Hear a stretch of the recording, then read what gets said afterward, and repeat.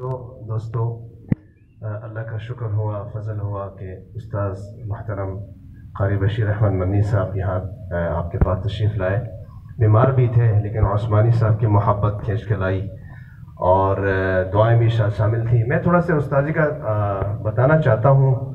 کہ اللہ کا شکر ہے ہم پاکستانی ہیں اور ہمیں فخر کرنا چاہیے اس بات پہ۔ استاذ محترم جو ہے وہ 57 سال سے مدینہ منورہ میں مسجد نبوی شریف کے اندر قرآن کریم پڑھا رہے ہیں، اور موجودہ جو امام ہیں مسجد نبوی شریف کے وہ ان کے شاگرد ہیں۔ اور یہ میں تھوڑا بتانا چاہتا ہوں کہ استاذ محترم واحد وہ آدمی ہے جن کے شاگردوں نے بیت اللہ شریف اور مسجد قباء، مسجد اقصی، مسجد نمرہ میں نماز پڑھائی ہے۔ یہ ہمارے لیے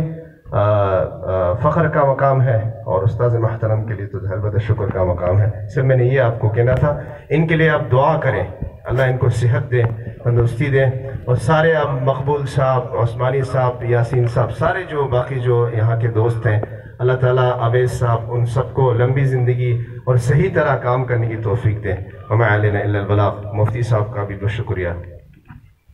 اچھا، میں ایک عرض کرتا ہوں آپ سے کہ یہ جو جامع مسجد ہے اس کے اندر تمام رہنمائی جتنی بھی ہے، جیسے ہمارے امام صاحب نے بھی عرض کیا تھا، حضرت قاری صاحب جو ہے اس میں شامل ہے ہمارے ساتھ۔ ہم نے اس مسجد کے اندر ماشاءاللہ سے بہت بڑا بیسمنٹ رکھا ہے جس کے اندر صرف خواتین کا، حضرت نے یہ کہا تھا ہم سے کہ میں اس صورت میں آؤں گا جب آپ خواتین کے لیے بھی مسجد کے اندر انتظام کریں گے۔ اویس صاحب نے، شاہد صاحب نے، چودھری شاہد صاحب نے،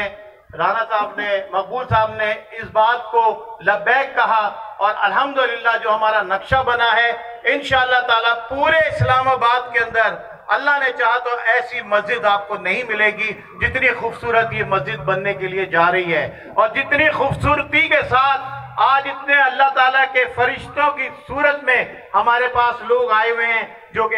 سنگ بنیاد رکھ رہے ہیں۔ میں سمجھتا ہوں کہ یہ میرے لیے اور آپ کے لیے بہت ہی باعث عزت بات ہے۔ دوسری گزارش میں یہ کرنا چاہتا ہوں کہ اس مسجد کے اندر جو یہ تعمیر ہو رہی ہے، جب تعمیر ہوگی، شروع ہوگی، انشاءاللہ آج سے ہی شروع ہو جائے گی، آپ لوگ سوسائٹیز کی جو انتظامیہ ہیں اس کے لیے اور جتنے لوگوں نے اس مسجد کے لیے محنت کی ہے، ہر جگہ جگہ جا کر جہاں پہ بھی دروازے کھٹکھٹائے ہیں، سب کے لیے دعا کریں کہ اللہ تعالیٰ ان کو بھی اجر عظیم عطا فرمائے۔